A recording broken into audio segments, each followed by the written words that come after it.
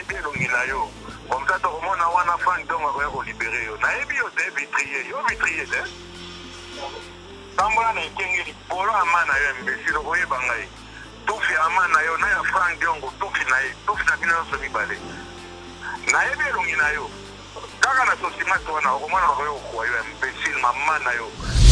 Je n'ai jamais vu moi un homme dans la rue dire que ah, attention, on a un riche, on a un responsable. Non, généralement, les hommes disent je suis un responsable. Moi, si qui me donne des bons enfants. Vous comprenez? Tu vois, en fait, l'important, c'est la valeur de la femme. Malgré les vidéos après, ils vont vouloir faire la politique. Pourquoi? Parce qu'ils ont qui comme modèle? Pour ma politique, Papa Molière n'est pas son premier forfait. Et il n'est pas le seul aussi. Il y en a eu plein.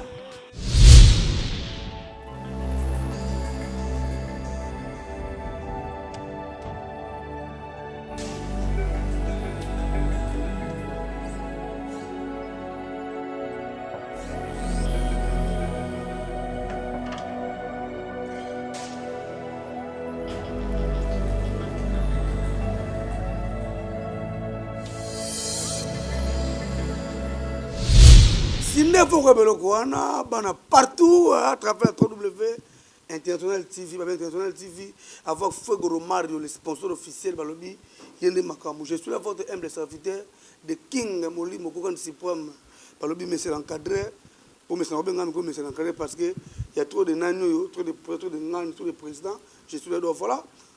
Tu as même le lot killer qui laisse au bolinga mingi, vraiment pour donner qu'il a mis au Fuego Romario à Gangi, puis à Kamoy, au vu qu'il a laissé Wabi. C'est mon ami personnel. Oh, il y a 4 ans, c'est pas une analyse. Il est trop intelligent, très intelligent. Ça, une analyse sans pourtant affirmer de critiquer Moudou, Malobaka, aux hommes de Mayeli. Au tali, au comprendre que Mamoudou a lobby, donc on va créer face à la politique. Face à la politique, à commentaire député, mais bon.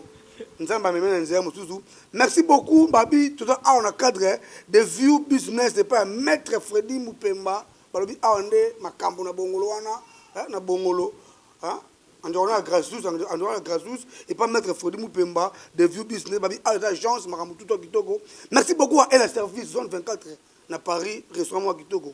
Je dis merci à la banane El Patra au continent ngai il y a exotique alimentation manger bio pondu matembele likabu ça dit merci à kola moko na poto babi na yete la femme de quelqu'un makabi makuta kile siye yo yete to kalambai Mère Swak, Nana Chinguta, Babi de la part de Tridon B, Mobutu, Nana Chinguta, big up à toi, Banque mondiale, il va suivre. Hein, Babi Migra Malunzi, Irel Kam, voilà, Killer, si bonjour. Oui, bonjour, mon ami de tous les temps, les kings. J'adore quand tu dis que tu es des kings, donc ça prouve combien tu es roi et que tu as ton royaume. Pas plus au gérer. Puis j'ai dit encore merci à la caméra parce que il faut généralement leur encourager, leur féliciter parce qu'ils nous montrent plutôt leur amour tout le jour. Ma préférée base à l'effacer, ne pas rendre biso bastard. Tu vois un peu c'est pas donné à tout le monde. Hein. Généralement mon caméraman il moitié trépied, allez vous sa caméra mais soyez à s'effacer.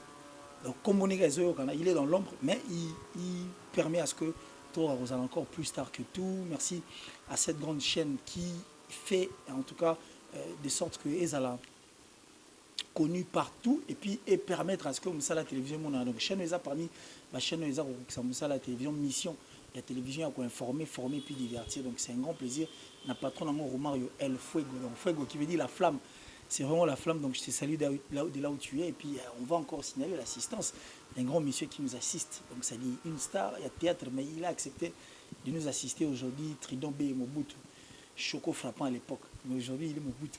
Ça passe. Merci encore une fois à toi, Aubry le suprême, Molimou. Il est moi en moyant tout. N'habitez. Au sein de la politique de bon. Non mais la politique c'est bon. Personnellement, n'est-ce la rabatomité bon. Non bon on a sens. La vie ou le monde n'appartient pas aux hommes qui sont plus forts. Le monde appartient aux hommes de cœur. Or quand on éteint son cerveau, on allume son cœur. C'est qu'il faut agir en humain. Alors, si on veut agir en humain, de la politique au Melato, au Koufa. Parce que la politique, c'est l'arme la plus sophistiquée du monde. On entre OK, on sort KO. Alors, il faut faire très attention. Alors, biso ba homme de cœur ou la politique, ça serait très compliqué. Alors, bah, faciliter ton rang, bah, vérité ton rang, de la politique, ça serait difficile. Je risquerais d'assister en étant un homme vrai, maintenant assister, tu as participé, na liwa ton problème ou soit na mabemo et comme na. Alors, nous qui regardons les choses du bon côté, on évite cela. C'est pourquoi on est en dehors de la politique, mais nous parlons quand même de fait où ils sont vrais, nous sommes là pour essayer de le dévoiler de façon que je vous signale que qui est signé il est trop parce que tu as parlé de l'humanisme parce que il met tout qui gamba mona na maman le kambango justice pour nous notre justice la justice du Congo pour nous au juge Angondeni. Bon, ici, puisque quand nous sommes dans plus parler de la justice, alors quand on est dans la justice, il y a un parti un peu sensible. On va quand même parler. La justice, en réalité, il faut que ça la juste. C'est-à-dire le moins équitable. Et qu'on permette que Moto a la raison, Azul Moto a la raison, c'est-à-dire une punition, à écoper d'une punition. Pour et ça la justice et ça la équitable. Mais la justice de la République du Congo, c'est vrai, il y a de ces personnes qui na katika ya makambo basala makambo comme il se doit. Bato baza penza alima ou apé procès mo bo ezu pe fin nango ya kitoko ba sepeli. Le côté musu pe kana moi ba ndenge nango moko bo ya hôtel pour biso ba to ebiki. Et pas yo puis moi instabilité zali, il y a toujours des problèmes qui surgissent. Et puis là où il y a l'instabilité, moi mon équitabilité à makambo ezala raté. Il y a un autre déplorer à tout moment parce que quand la justice de la République du Congo agit contrairement na eloko batba ozela. Et comment on peut ça passer pour qu'à Internet ou les raté. Mais aujourd'hui, nous sommes sans ignorer que la télévision n'a plus sa place. En fait, raison pour laquelle nous avons même système TNT, télévision numérique terrestre, tu vois. Donc, parce que la télévision n'a plus cette force qu'elle avait avant. Mais aujourd'hui, la force est plus basée sur Internet, c'est-à-dire le média en ligne et l'Internet en général. Alors, vitesse information, ça, là, mais quelques secondes après, il s'est retrouvé dans la Papouasie. Alors, surtout quand c'est une histoire judiciaire, ça fait très mal. Moi, inéquitabilité, moi, et Salemi, et cette image est Tamboli Mokimomba. Ceux qui vont nous suivre dans la Papouasie vont parler de l'RDC. C'est la même qui RDC. Ils ont beaucoup de scandales. Ils ont la liste les plus riches. Et c'est la même qui est Bundisa Bitumbalina Foreman. Et c'est la même qui est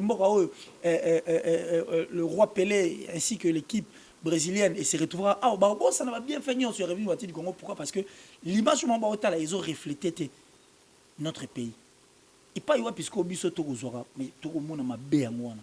Parce qu'on ne va pas continuer à voir ça comme ça de nos yeux et puis tout va dans Kimia Tolo Baraté. Ça commence à faire mal. Parce que moi, tel que je suis là en étant congolais, je n'ai pas un autre pays.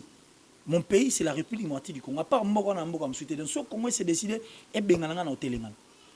Pour la Brazza, on va en En Angola, nous n'en parlons pas. D'ailleurs, ceux qui sont angolais, nés ici, quand ils rentrent là-bas, ils Bengalanga. Donc, c'est pour te dire que je n'ai pas un autre pays. Alors, moi, je vois mal que les pays Mbogana, Congolais de père et de mère, n'a laissé battre comme souhaité.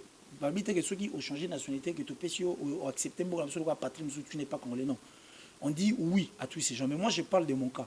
Kananga, dans le sens où la République du Congo, c'est mon pays. Alors, je vois mal que Mbogana, Moutoumou Libanda, à Segaon. On dit que la mingi était un ami burkinabé, tout cela, on est 3 ans en Italie. Ako finga ngaku tu mikolo nyonso pour une affaire judiciaire on a dit que tu ko tapeka makambo. Tous hommes ko défendre mais na samute ma toyebi que côté opinion salifai. Vous comprenez? Passe na biso sko yango wana. De laisser babiloko oyo, il faut ezala pour na biso, ezala juste pour eteka image ya mboka na biso en bien, mais que ça la makambo eza contraire eteka image ya mboka na biso en mal, c'est ce qui fait très mal. Alors c'est pourquoi moi je crois que je suis pas habilité à redresser la justice parce que c'est déjà la justice. Bato baza plus experts que biso ba oto libanda parce qu'ils sont d'accord mon côté judiciaire, biso à droit et autres.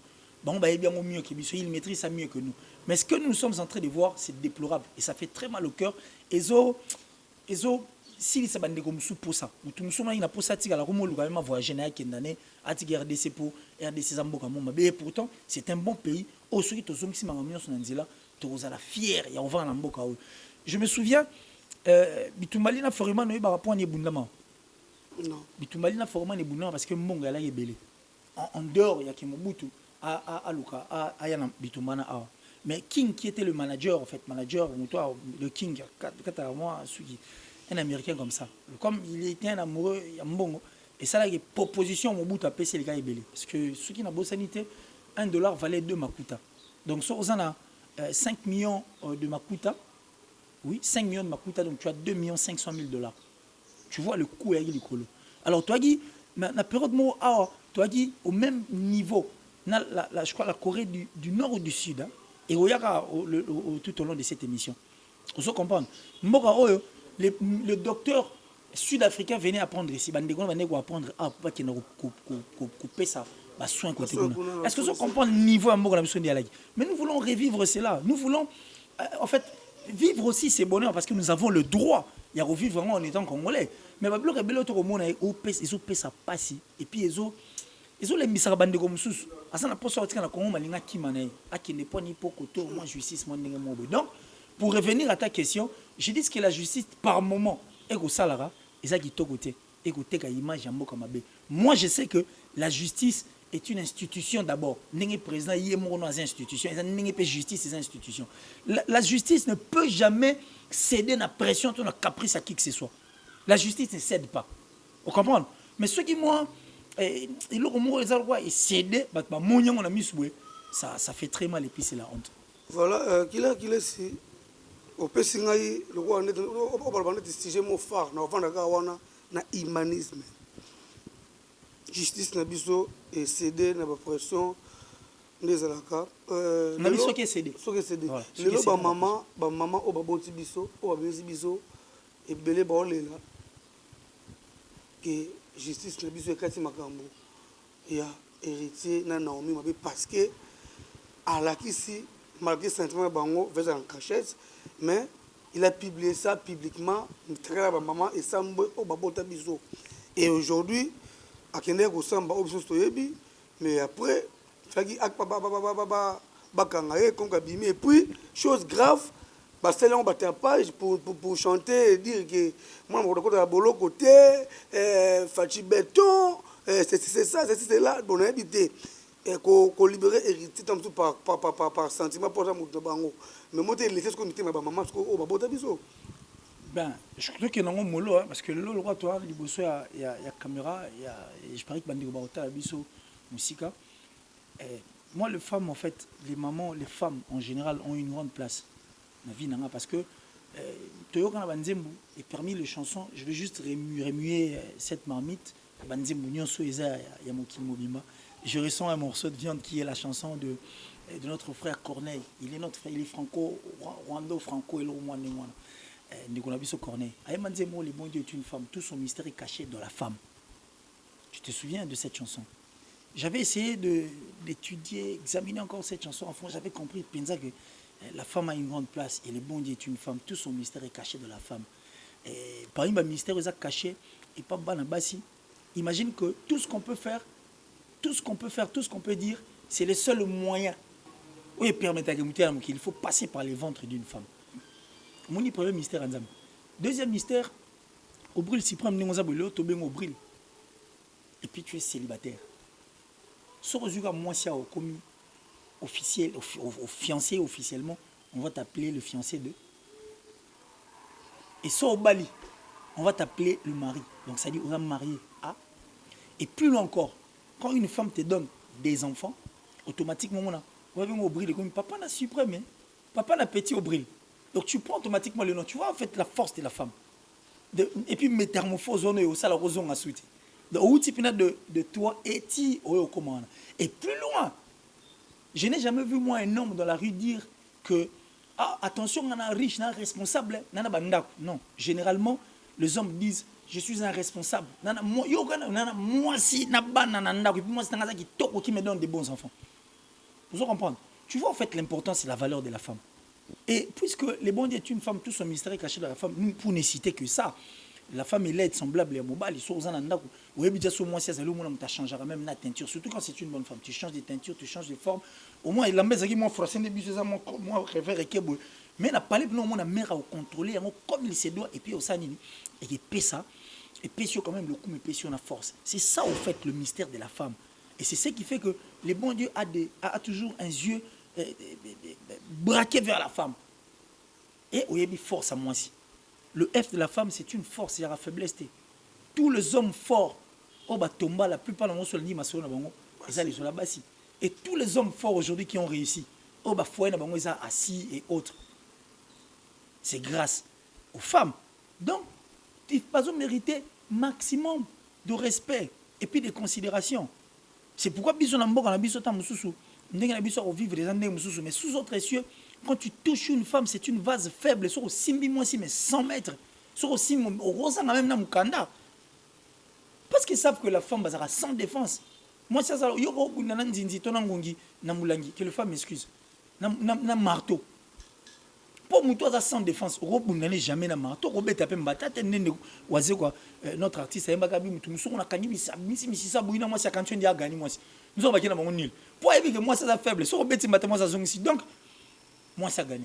En fait, nous devons d'abord commencer par ces cœurs-là. Il y a vraiment une valeur à grandir à moi aussi. Pour arrêter de mettre de côté délit na biso. Aucune femme ne pouvait être contente la sentence tout na résultat est bimi par rapport à Makambo. Il y a des konabiso l'artiste héritier. C'est clair que les femmes se révoltent, c'est clair que les femmes disent ce qu'elles pensent. On ne va pas connaître parce que s'il y a des hommes qui n'ont pas aimé, qui n'ont pas accepté, à combien plus forte raison la femme restera na droiture. Osons comprendre au bril. Alors, on revient sur Marambo. On a démontré que les femmes ont raison. Alors, on revient à l'affaire autolobie à Makambo nudité. En fait, là, on est complexe. Et aujourd'hui, on a mis sur la victime. La vraie victime, c'est cette dame Naomi. Je ne sais pas si elle est dame ou demoiselle, mais bon, Naomi Mbando. C'est elle la victime. Victime. Ce n'est pas héritier Watanabe qui est victime. Héritier et l'auteur, Yamakamnae, parce que c'est lui qui a accepté de filmer l'intimité. Maman il a préféré filmer. Pendant que les intimités, il a acheté ta chambre pour Bayebi. Il est strictement interdit même d'embrasser, de faire des tirs langues. Si on sali, je me sexe, il atteinte à la pudeur. Et héritier a sali outrage, il y a bonne mœurs. Et outrage, il y a mœurs. Vous comprenez? Donc, il était important de défendre cette victime. Peu importe ce qui va se dire, il était important de défendre la victime. Moi, je suis en Omimba, je habité sur yo, mais pas na yo, na parlé de sa mère au Momina, vraiment maman ou l'inga na bokilo le roi. Et je ne sais pas aujourd'hui, c'est quelle belle mère qui peut accepter Mbado comme sa belle-fille. Je ne vois pas, pour l'instant, na monité. Et aujourd'hui, Mbado Ngazana n'habite à postuler Wapi à gagner. Et imagine les enfants, il y a venu né à quartier Nayobanego respecter. Qui encore aura le courage de respecter cette femme? Je ne vois pas. Donc, Mbado aujourd'hui a de sérieux problèmes. Même tôt ou tard, plus tard. Moi, je ne sais pas si c'est un sextape. Moi, je vidéo Mbado tant que bimé. Moi, je un succès. Nos amis, nos frères et sœurs que nous connaissons tous. Au moins, des images n'ont pas succès. Tu vois que ce sont des images où il y a beaucoup de raté. Et il y a bon à vie. Mais biso bandero to alibo chaque jour tu auras une ambition. Mais aujourd'hui, si vous arrivez que Mandowana, présidente de la République, alors à la Jean Nini a présidente. Au niveau à comme elle. Donc, elle n'a plus sa place. Elle n'a plus du respect. Pour entre nous, soit dit, tu es bien, moins âgé que biso. Mais à côté de moi, nous la télé, on a été. Au moins, il servi, au moins, en 1993. Mais ce que bateau va considérer un bande de roi, servi, mais l'élo, on est au sol. C'est fini. Nous ne sommes pas bandés pour love, et puis après, c'est le côté bandé love. Donc, avant l'accepter, bon, fait yango, pour respect, na valeur, na grandeur, na sanini. Et l'homme, à l'aide de cette image, à cause, je dirais bien de cette image, que héritier prenait comme un jeu d'enfant, mais aujourd'hui, ce n'est plus un jeu d'enfant, ça brûle. Tu vois? Donc, ça valait quand même cette peine. Le grand Koffi Olomide, après un coup de pied na Kenya, mais il a subi 5 jours en prison Makala. C'était bien pour beaucoup de gens. Et pour le bateau, à mon avis, ils ont compris que non, quand même, la justice a été faite. Le grand Luambo Makiadi a été arrêté. Nyoka Longo a été arrêté. Et Voloro là, ils n'en parlent même pas. Hein? Et Fiston Saïsaï, il a été arrêté. Et Sobé, l'a dit Sobé, emprisonné, il a été arrêté aussi. Ngade Ngadios également. Demkwata. Tout en appel. Bakanga, il n'y a aucun Congolais qui est plus Congolais que tout autre Congolais. Nous tous, nous sommes sur un même pied d'égalité. Et Bissonio Sotoana, c'est la Constitution. Personne ne peut marcher au-dessus de la loi. Mais imagine maintenant, c'est que cette image, c'est que ces images rendent mal et vont mal l'image de notre pays à l'extérieur. Et tu sais, Marambo il mis un chantage, on dirait fait, na président de la République. Dans une histoire qui est, je dirais même pas oiseuse, mais une histoire, donc vous voulez prendre le président, les mettre, donc vous rabaissez le président à niveau de je n'ai rien contre Bandego Baroloba, mais parce qu'on est en train de voir combien le président est en train de se déplacer, de voyager pour l'intérêt de notre pays. Et vous voulez rendre ça en miettes, car dans les Pambararaboy, vous savez, ma au président. On comprend le place Bisso Zali. Prenez l'eau au moro et zanga mutu na makolo. Vous savez ce que ça fait au fait, bah image au botalio ana lelo. Tu sais bah qu'il y a des germanophones, il y a des anglophones, il y a des swahiliphones, il y a des francophones. Il y a pas mal de gens qui parlent d'autres langues, mais qui maîtrisent le lingala. Maintenant, bah au mamba bon, qu'est-ce qu'ils vont dire? Et vous savez ce que vous avez mis dans les têtes de beaucoup de gens. Et lelo honnête au solar. Bande comme ça, si bah combattant a raison. Et les combattants ont eux-mêmes aussi ont repris leur confiance. Boko Bunda, bazong ça va concerner la pote. Boko Bunda, Boko souffrir. Mais il faut continuer à poser des actes, je ne sais moi, inhumains. Est-ce que vous voulez répondre à jouer vos concerts à poteau par quel moyen? Vous voulez être considéré par quel moyen? Parce que dès qu'on a souffert des ambando, azamwana maman na bango na papa na bango, il y a appelé qui cousine plutôt nièce. Maman Leki, toute tante maternelle, il y a Bandeko Naye. Non, mais j'arrive. Qu'elle défende l'héritier ou pas, elle ne sait pas ce qui va venir après. Si elle pense que sa vie est à la place où on a stationné, elle se trompe. Parce que tout change. Nous avions vu ici à Kinshasa les personnes qu'on a connues dans le temps aujourd'hui, l'équipe, ministre, député. Azo Bosana, qui est un Azo Poussana, Makansi, Azo Poussana. Mais pour ça, il y a un lobby. Bon, sous Aïe Negonabiso.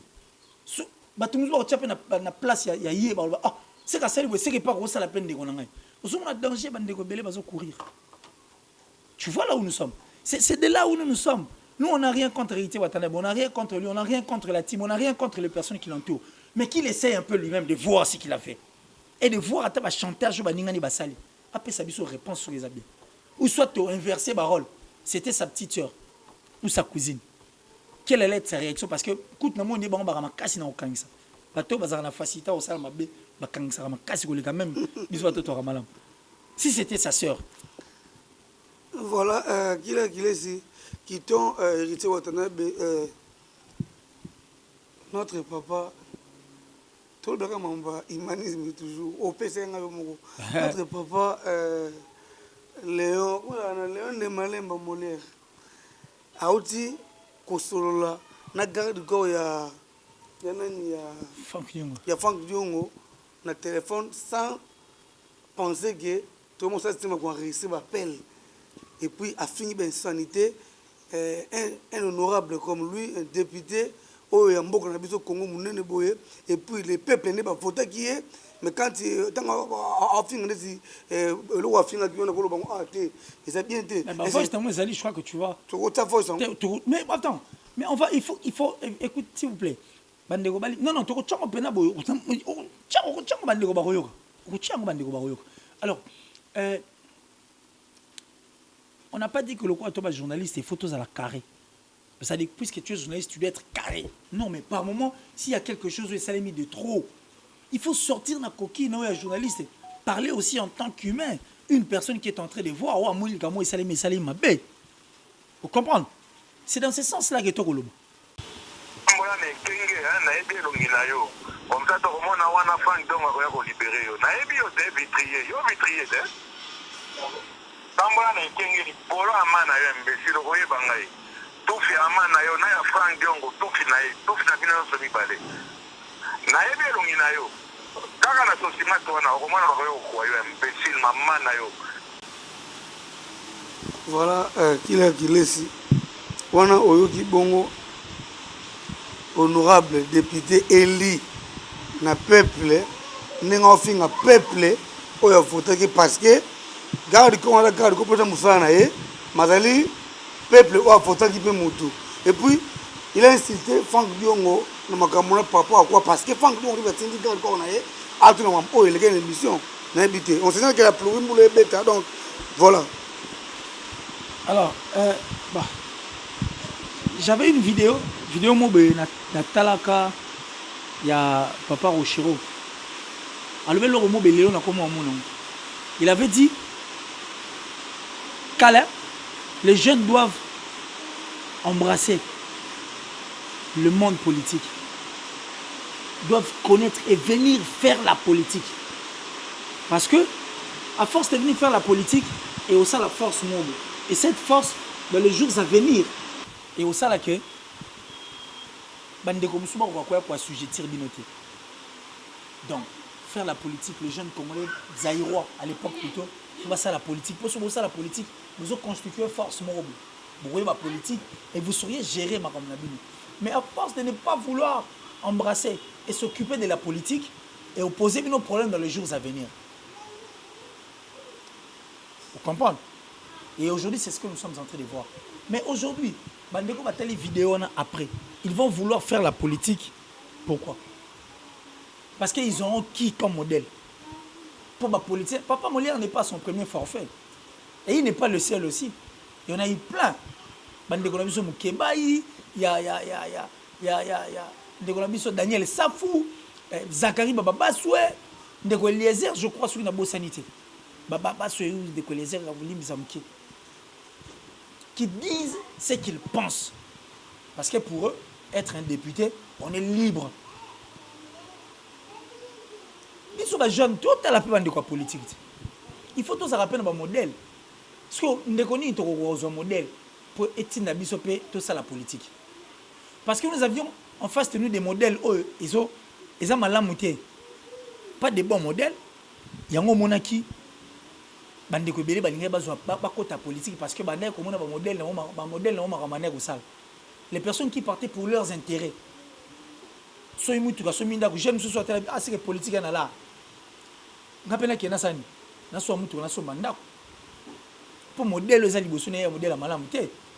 Et c'est de même aujourd'hui les jeunes qui regardent ces députés ces politiciens au bas diriger mboko eux na mitu na ba kansani biso pe to kota to sani. Parce que si vous êtes député, vous avez le côté. Surtout si vous avez une appartenance qui est la force. Qui ne pas été. Mais les députés, ils doivent être des modèles. Par exemple, à suivre. Comme à l'époque, il y a un président tunisien, il habite sur Ayem Tazan, en vérifiant le sous. Dans cinquantenaire, il était ici à Kinshasa. Il a parlé du peuple. Ensemble, on a François Hollande et tout, beaucoup de présidents qui étaient là. À ce discours, on a le président tunisien, un jeune. Oui, bien, on a encouragé qu'il soit ça politique. Pour nous, on a une question. Tout le monde parce qu'en d'autres, Lumumba. Patrice Emery Lumumba, que nous négligeons ici, que nous traitons de tout. Mais ce président, parmi les bateaux, incité, PC sous énergie, pour qu'il y ait comme la politique et puis comme président de Tunisie, Patrice Emery Lumumba, le premier ministre de la République du Congo,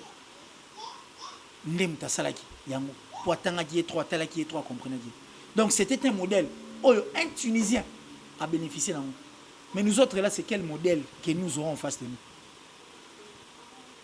Qu'est-ce que la maman de Frank Ndiongo est venue faire dans cette histoire? Parce que ça a passé à maman. 9 mois, maman en album. Parce que lui peut accepter à ce qu'on insulte sa mère comme ça, tout bonnement et puis gratuitement, pour ne me ramener un mot. On doit réfléchir. Si vous avez tout le monde a résultat. Exact. Il faut ça. Exact. Tout le monde. Et ça. On n'a pas le choix, il faut parler. Il faut parler. L'apôtre Paul prêchait. Il a prêché tant parce que il a bien fait son travail. Nous, le plus important pour nous, ce n'est pas de se faire arrêter parce qu'on a insulté tout côté un penchant artiste et musicien. Non. Il faut tout d'abord reconnaître Jacques Somo et tous ces journalistes qui ont été martyrisés, peut-être arrêtés injustement. Pour le bail vérité. On est censé le faire. Le Congo n'appartient pas aux politiciens. Le Congo n'appartient pas aux autres. Le Congo nous appartient. La souveraineté revient au peuple. Souveraineté, on doit l'arracher. Nous devons dire non, s'il faut dire non, oui, s'il faut dire oui. Voilà.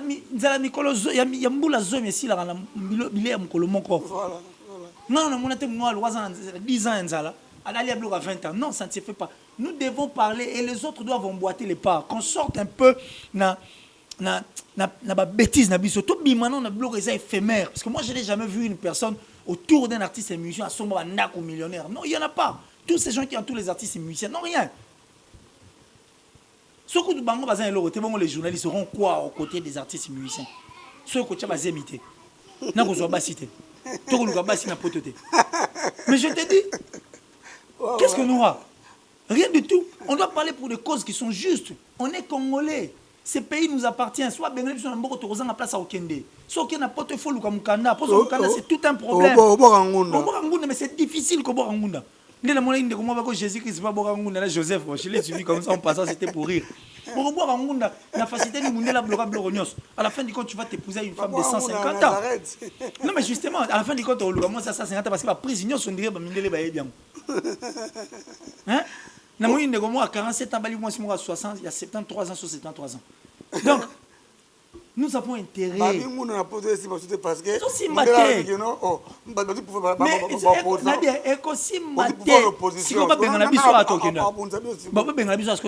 que c'est le problème de la pouvoir. Mais justement, si on va nous avons intérêt à parler sur des choses qui sont vraies.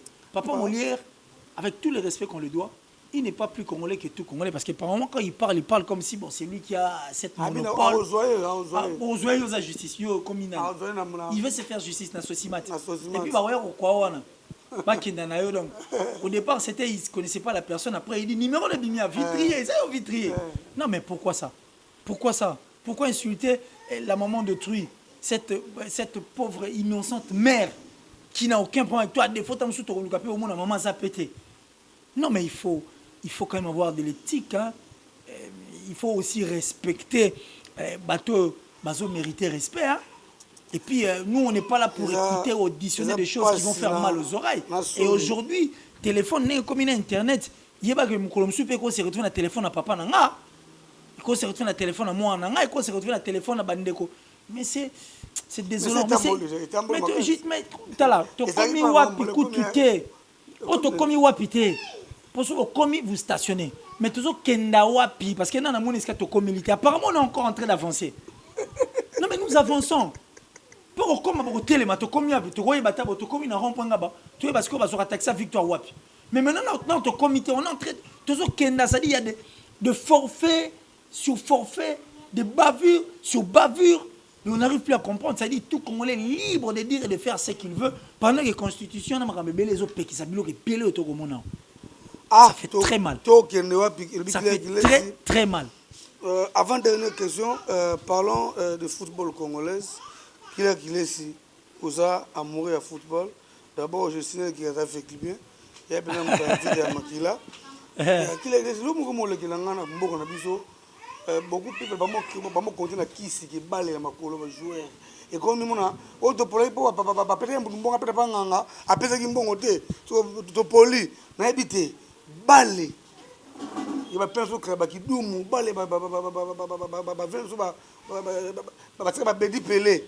est-ce que ça va nous coûter même nganga que faut prendre nganga mbongo na muni nganga akeze match 1 pour mon aller moto de côté ba ngwe keti wapi et puis congolais alaki ibenga longo ibenga lengo mais match que veut Gambie aso ya Zambie to Gambie awa o ibenga zonga na ebona ite congolais ataka caméléon Tout reste à analyse bien. En fait, ce que je dirais, les Congolais aiment aller on a contraire non. Aïe bah l'eau à l'ukarate. Aïe bah l'eau à l'ukarate. C'est aux gens qui s'y mamona. Tolingue élection. Té. Ata mutuna ba ko bambe ko bamba ba bamba ka mais l'essentiel ka kabila wa longa la miso na biso. Akoboma biso. Tshisekedi gagne jamais vérité des yeux. Va tricher. C'est ça le Congolais. C'est ça au fait les Congolais. Au moins, le cerveau n'a pas commis enclavé. Le fait d'avoir un cerveau enclavé parce qu'il savait que c'est question seulement d'empêcher l'enseignement, l'éducation et autres. Et pas moi, Bana, c'est fini. Bana a 20 ans après, les abrutis. Il savait que si nous sommes restés dans la distraction, la musique et autres, pour s'abrutir davantage. Et aujourd'hui, il y a un autre monde. Pour moi, comme il a 35 ans, il y a un bandela wapi pour nous bon. Malamoro esprit né comme na kisi. Et ce sont les faibles ndé bagenda ko luka kisi. Imagine que mutagezo kisi nganga, au lieu kisi batela zo bisa mutono bombango epolaté. Ah. Ngani na ozo nguti, yango fait batela ngani ni funa bombango so epolaté. Comment est-ce qu'il faut ngana protéger kisi yango? Comment on peut protéger kisi? Pour ngana ozo kisi pour pianga yelo na oluka. Bazo biso zo kisi on a bombango imona na te. Non, il fait mona na po yango muté protéger ngai. Tout le monde beta. Et j'ai comme l'impression dans RDC, tout ça, mais Satan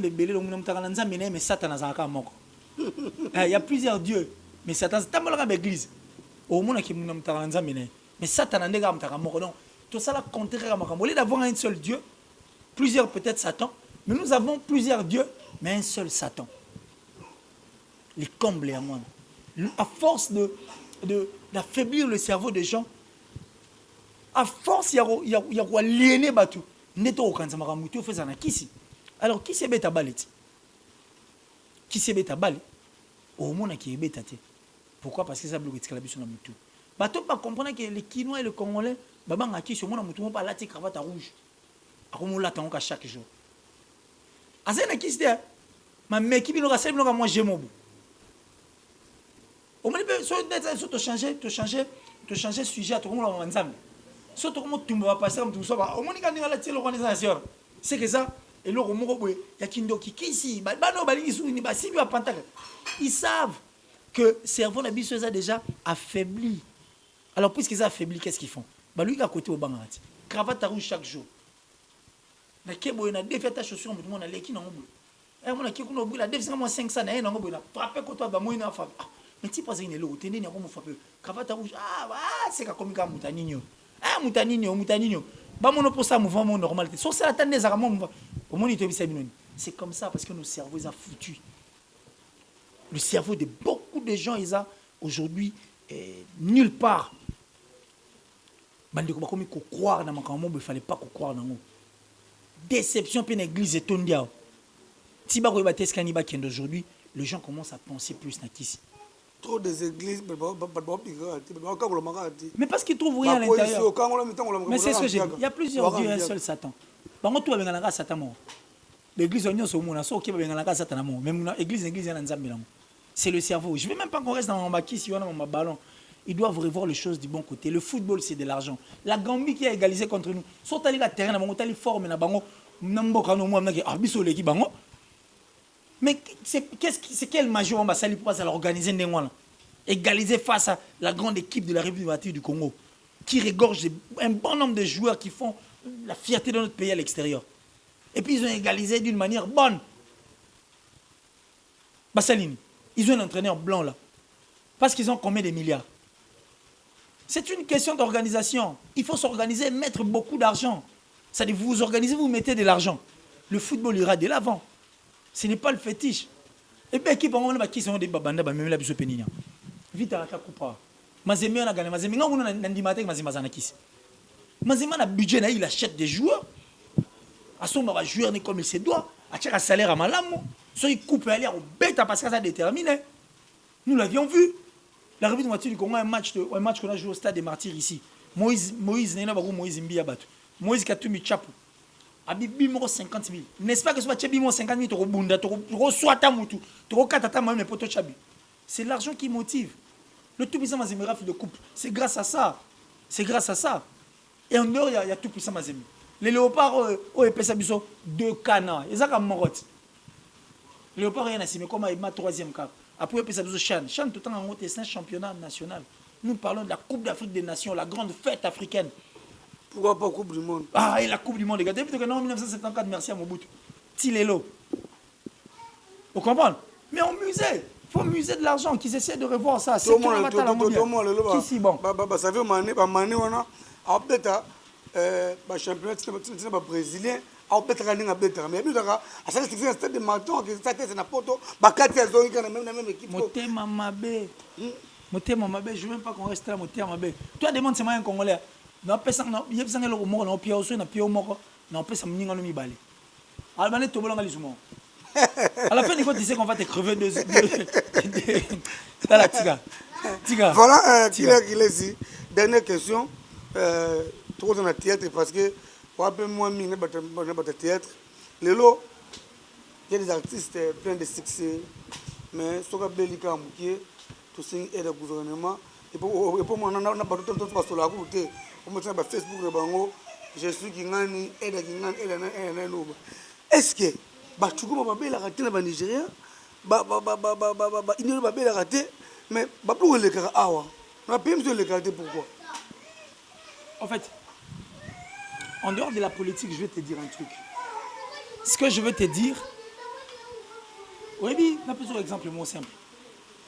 Dans nos quartiers respectifs ou nos communes respectives, nous avions aussi des couturiers, nous sommes couturiers dans le Kéchété.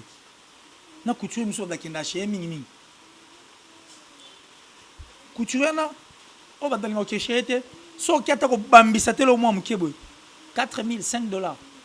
Au boy, au tiki, au kei. Mais couturiers, nous sommes 100 francs au bambela. Oui, mais on a sa différence. La différence, c'est que l'autre donne de la valeur à ce qu'il fait.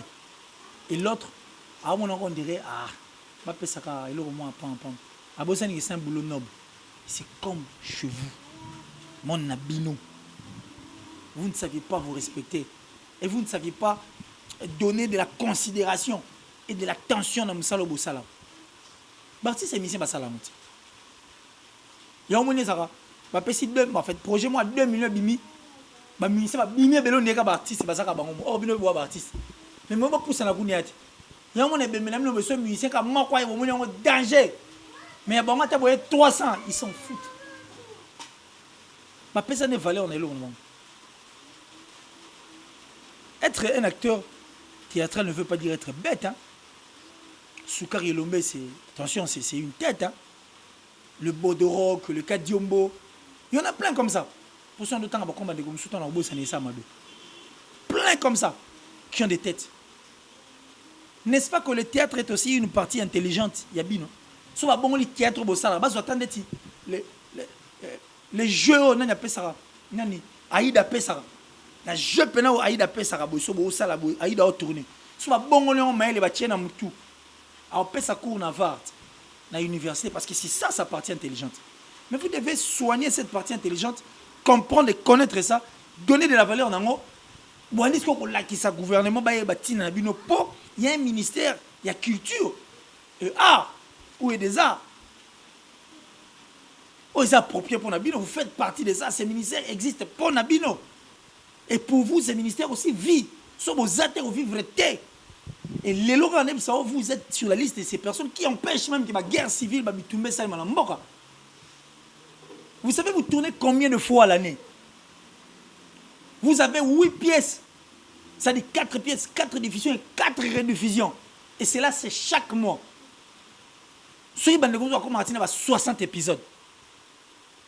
Ça là, 60, on a divisant par 12 ou par 4. Tu vas voir ce que ça va donner. Pendant 1 année et demie, vous travaillez.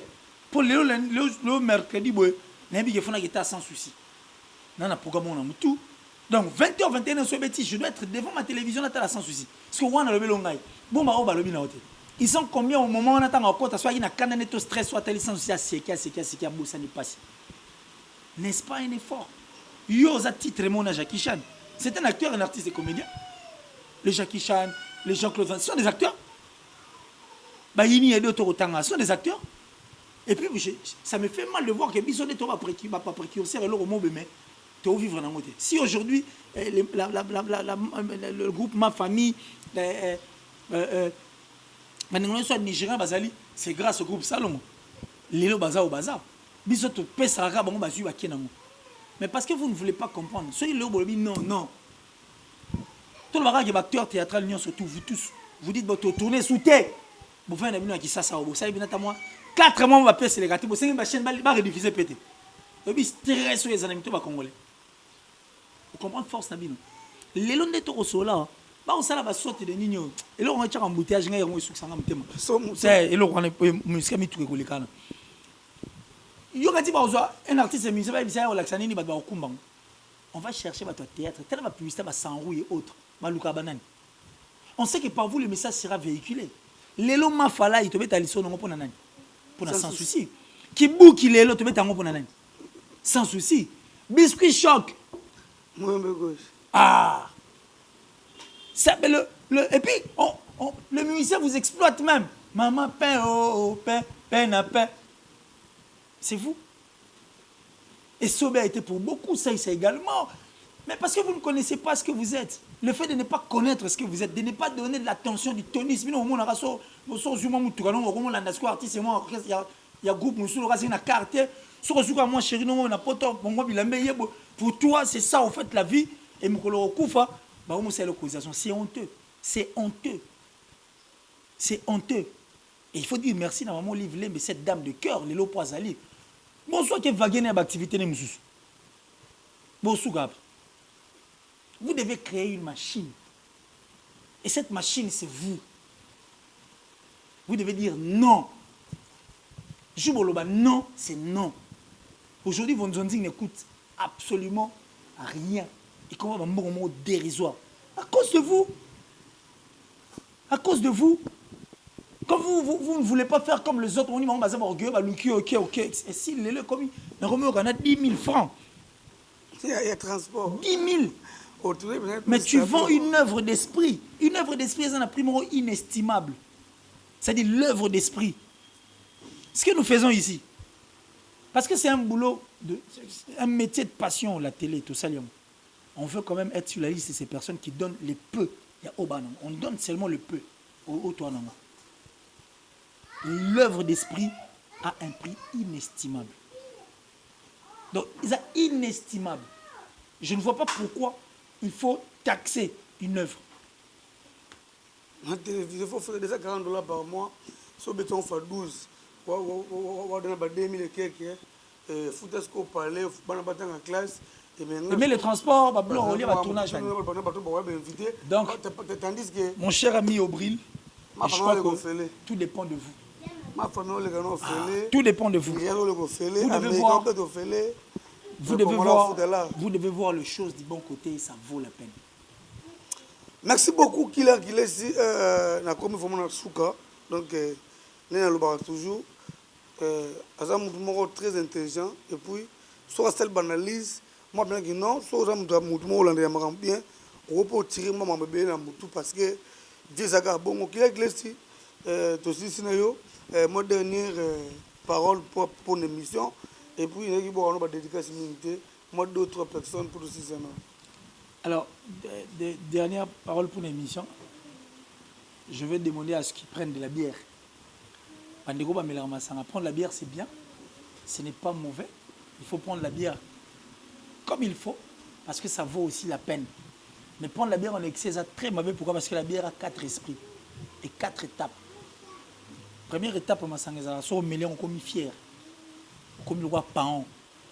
Paon, ils ont fier. Et puis, remarquez son mêlé, la première bouteille, la première étape, on dirait, on est place au Toza, on a des vieux business, donc il y a quoi. Donc, maître Freddy, on peut me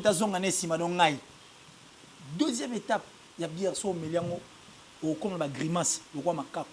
Et puis, remarquez son mêlé, comme la deuxième étape, comme la grimace. Ko bouger pas en pamba, ko tellement pas, faut tellement kende.